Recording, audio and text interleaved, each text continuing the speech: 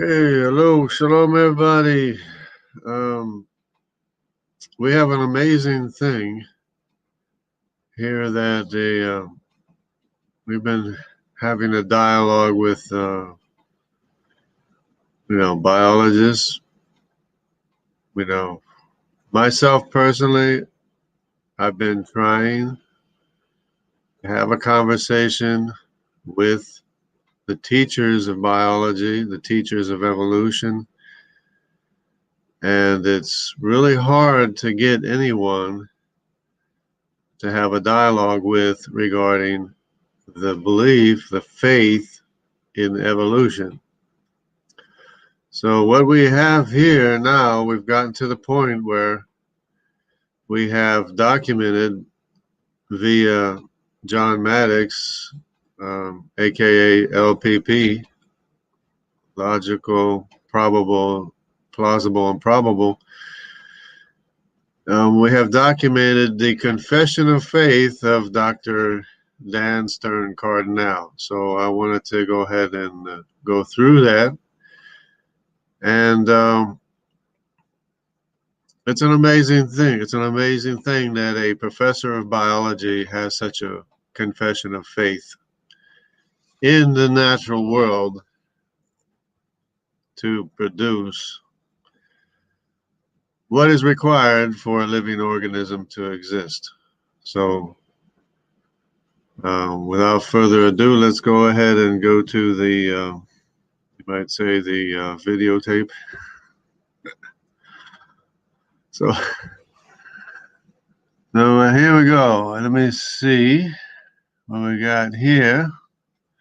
Now this is John Maddox offer of what is it, $500 to crack the code, and apparently Dr. Dan Cardinale had the wherewithal and ability to crack the code. So in the conversation, we have here Dr. Dan's confession of faith, and we'll just go ahead and play this and see how it goes. Let's see if I do everything correctly. So let me go ahead and open this up, and we'll proceed. Okay. So, were you paying attention to the communication theory stuff I was talking about? I watched the whole thing. Yeah. Okay. Been here since the start. Well, it doesn't mean you're paying attention. So when I was showing the ASCII and the more complex variation charts, and they get into let's talk about Unicode, right? So ASCII, for example, has 128 character limit based on the structure of the syntax. The genetic code has 64. That's the limit, right? Now, when you change with the Unicode and the UTF-8, for example, you have the ability, by adding just a few extra components to it, you now have the capacity to have over 1 million different characters that can be encoded. So the point I am making is that what you are arguing is that somehow the code base that has a much smaller capacity is more likely to somehow execute more complex functions than the one that already has the capacity to execute the more complex functions and can't. That is what is being argued by the model that's being put forth. Oh, we have something more simple. Does it have the same functional capacity? No. Okay, cool. What do we have to do? Oh, well, we have to do all this complicated stuff. We don't have the capacity to do it. With the more advanced one, I can't do it. But somehow, it's totally reasonable that the one that doesn't have the capacity can. I think so. And the point I'm making here is now you're going another layer. Let's go back to the value. That's why I keep going back to the root of all this, which is the value assignment of the alphabets. If we don't even have that answer, and we don't have this answer of the value assignments for the right. We don't know the answer. At the root. Right. However, we recognize that all of the fundamental requirements for the more complex systems are necessary to exist. but we don't have the functional capacity to execute them. We are now being told by people such as yourself that somehow, through evolutionary process, this is reasonable to evolve. Okay, so there's the confession of faith of Dan Stern Cardinale, Doctor, Professor of Biology, Rutgers University, apparently. He believes that you can get billions of bits of written programming along with the corresponding carbohydrates and sugars of the zygote and the environments to produce all the chemical reactions needed and required inside the living cell.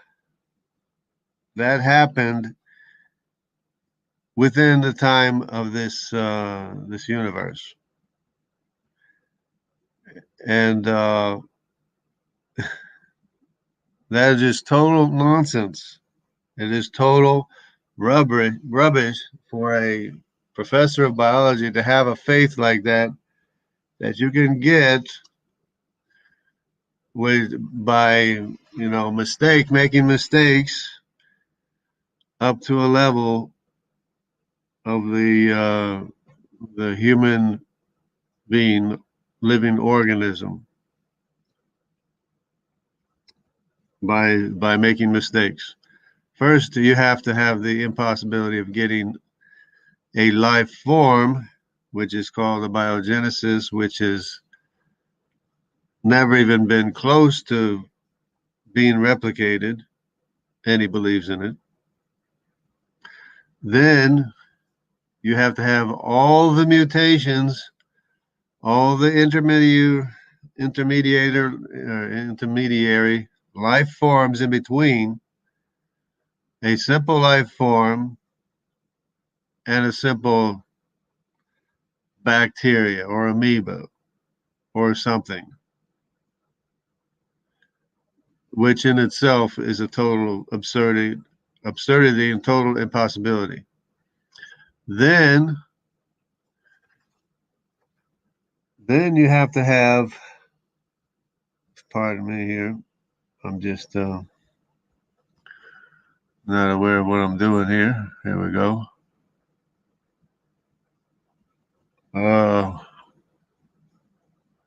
Yeah.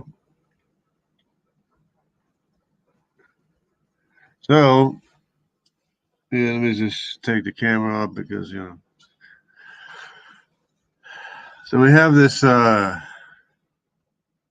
all these steps, billions and billions of bits of information for one step that has never even been proved. Then you have billions and billions of steps for another intermediary life form, then another, then another, then another, none of which we have seen.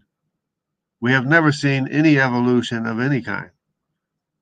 It's a belief, it's proclaimed, it's asserted, as you just saw, by professors of universities brainwashing kids with their faith, unsupported faith. They have no basis whatsoever to be preaching their belief in schools, brainwashing kids with this nonsense of evolution. So you have to have a living organism, which has never been observed or proved. Then you got to go from one step, one organism, to another, to another, to another, to another, to another, to another, to another, to another, to another, to another, to another, to get to supposedly a higher life form, which is nowhere near a human. So you have to have billions of bits of written programming, which what we see today supposedly wasn't what it started out as, but then there's no evidence of what it started out as. So that's a faith. That's a belief in itself. So supposedly it was a simple life form, which they haven't been able to produce in a lab, any life form whatsoever, because you're talking about a living written word, because the biology, the cell biology is living. The information is alive. The proteins, the structures, the anatomy, if you got that far by way of random chance being selected for, supposedly, that's it's all supposed to be in place. It's supposed to be, come from making mistakes being selected for, basically out of thin air, which has never been observed. So each of these steps to change from the original genome, which was supposedly more simple, and we don't, what we observe in biology is that the genome is always simplifying itself, not becoming more complex. So he believes that you can get billions and billions of a living written word, biological life form, a living, breathing organism, from making mistakes and making mistakes and selecting for and selecting for and making mistakes and selecting for billions and billions of times over. Because how many mistakes do you have to go through to select the right thing, which has never been observed? So you have to make all these mistakes. This simple organism has to make all these mistakes billions of times in order to get a more complex life form. Not to mention you have to have an ecosystem. Not to mention that all life forms are interdependent, and they all have to be doing the same thing at the same time, competing for resources in the same place and assisting each other. You have to have both plants and animals being formed together. They both have to be evolving at the same time in the same place. So not only do you have to have one living organism, you have to have many thousands of living organisms making mistakes and selecting for the right ones over and over and over and over and over again in order to get the billions of bits of functional, viable programming of the higher life forms. And we don't see that happening. We see the genome continually and constantly simplifying. If it doesn't need something, it doesn't use it. If it, that's just the way it does because of the energy that is required to maintain all of this stuff. It does what's most efficient, simplifying everything as much as possible. There's no such thing as becoming more complex. It has never been observed being more or becoming more complex. It's only been observed deleterious information, a loss of information, a gain of dysfunction. And this is what these people believe and are brainwashing kids with, the idea that billions of mistakes being selected for can write billions of bits of written programming that are there in order to make all the higher life forms. Of course, then you have to have another higher life form, and another higher life form, and another higher life form, and another one, and another one, and another one, and another one, and another one, and another one, all the way up to the human being. No step has ever been observed from abiogenesis all the way to a human being. None of the steps have been observed, and yet he believes that it all happened by way of natural selection, by way of natural processes. That's his faith. He's teaching his faith to kids. And it's utter nonsense. When will these people understand that evolution is utter nonsense? I have been dealing with this nonsense for 50 years or more, being taught in textbooks, being taught in schools,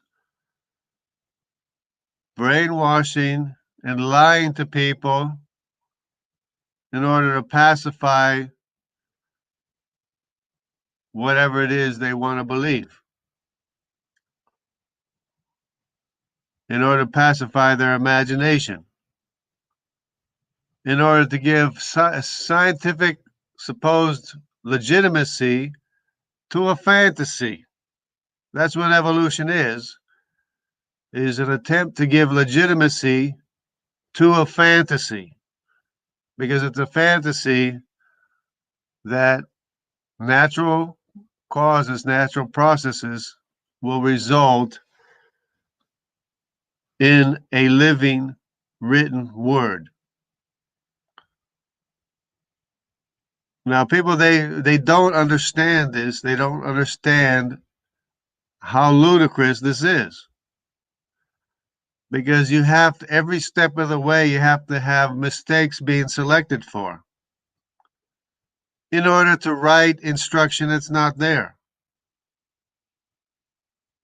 And supposedly the simple life form became more complex, more complex, more complex, more complex, more complex to get to the next step.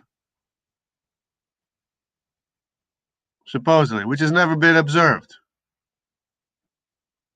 Because evolution requires a biogenesis of written instruction that's not there, the same as a biogenesis itself requires. So you have to make mistakes and arrive at a viable written programming along with the corresponding carbohydrates and sugars of the zygote to all fall into place, all at the same time, same place. And not only with that, but you also have the male and the female at the same time. You also have to have the environment of the plants, all the animals, plants and animals that are interdependent with each other. They can't survive without each other. You have to have the whole entire ecosystem system evolving with all this magical selection process, which they've only ever seen deleterious mutations be beneficial. And if they argue that they have seen information being added, it's not being added fast enough. You're never going to get billions and billions and billions of written programming that is not there, both in the nuclear DNA and the sugars and the carbohydrates and the messaging systems and the genomes and the languages and the translations and the corresponding function to get a living, breathing life form. It's just total nonsense. There's not enough time in the universe, there's not enough actions in the universe to be able to perform such a thing. And if you appeal to multiple universes, you're appealing to infinite possibilities without explaining where all the energy and power is coming from. So that's the problem.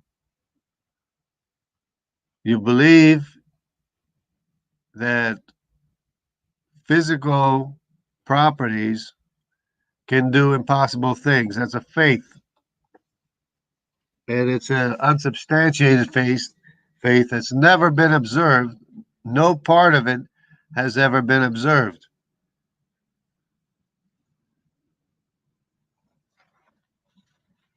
And it's just total nonsense how we got these people preaching this faith to kids and brainwashing kids in the schools and universities with no basis whatsoever.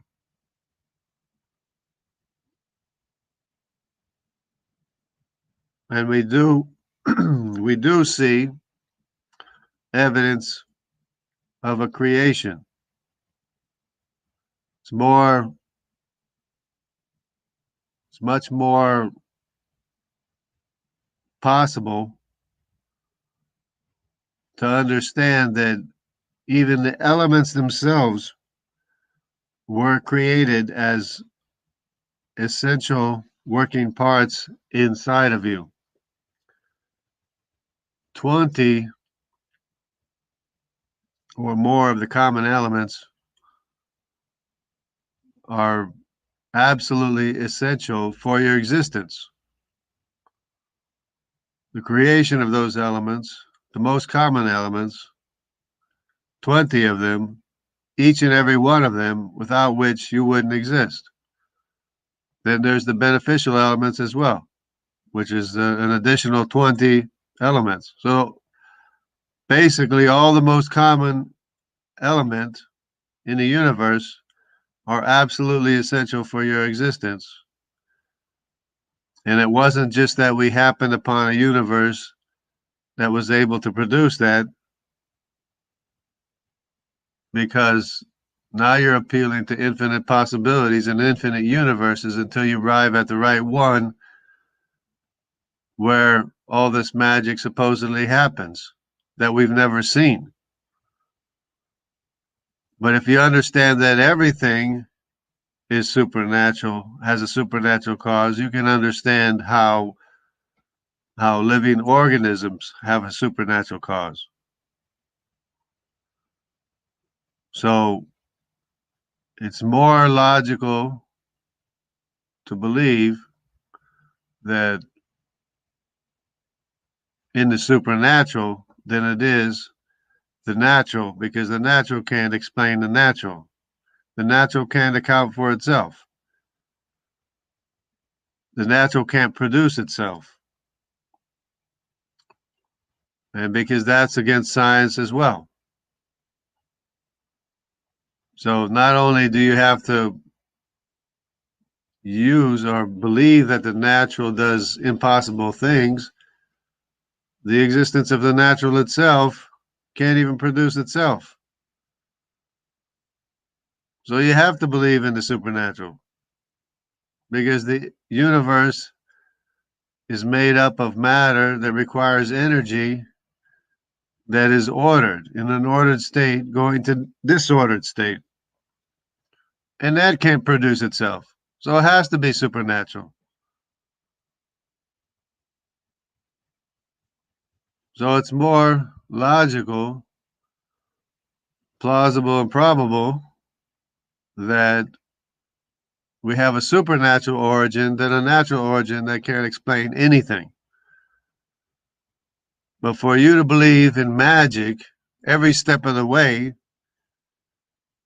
because that's what you have to believe when you believe in evolution, you have to believe in impossible things happening every step of the way, billions and billions and billions of time for each and every different living organism in the entire ecosystem happening in the same place at the same time, both male and female, corresponding to each other, both nuclear DNA and the zygote sugars and carbohydrates and the signaling corresponding to each other and understanding each other. You know, you're believing in magic. You're believing in magic. It's just total nonsense. And you have to stop preaching your belief in magic to kids in school. You have to stop it. You have no basis at all for your magical belief in naturalism. No part of it makes any sense at all.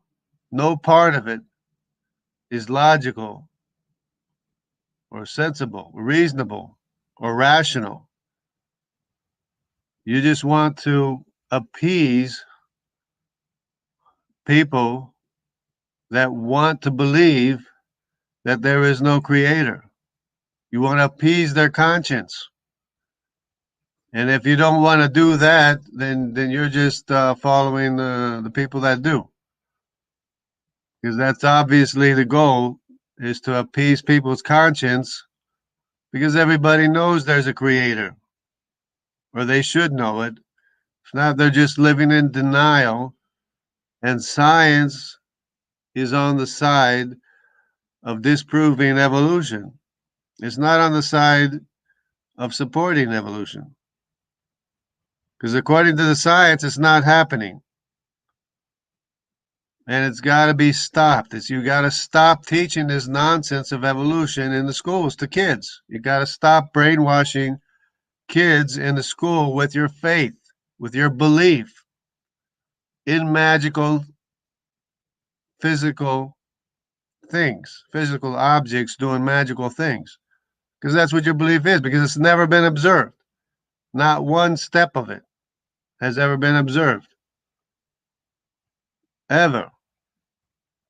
Because in order to get information, you have to, if you want to say that you're going to write information, so you copy an extra strip of information, and then you go start to work on mutating that extra information. You got to have one mutation corresponding with another mutation, which corresponds to another mutation, which corresponds with the rest of the entire immune system and the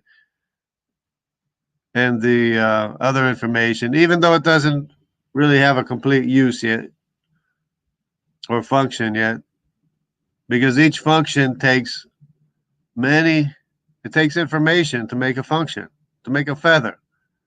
It's a lot of information to make a feather. It's a lot of instruction to make a feather. So you have to have all these mistakes corresponding to each other and corresponding to the existing genome without changing or altering the existing genome, the function of the existing genome. It's got to remain functional while it's supposedly writing instruction that's not there to make a feather or anything, or an organ, or a heart, or a liver, or a kidney. It's just not happening. We don't have enough time. Even if you believe in 20 billion years, is not enough time.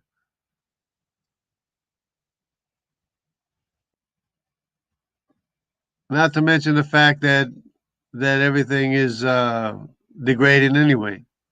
The whole genome is suffering entropy anyway, because that's the natural course of events in biology and physics. So you have to admit that your belief is just a belief and nothing more. And you got to stop teaching your belief, your faith, to kids in schools. It's totally unsupported.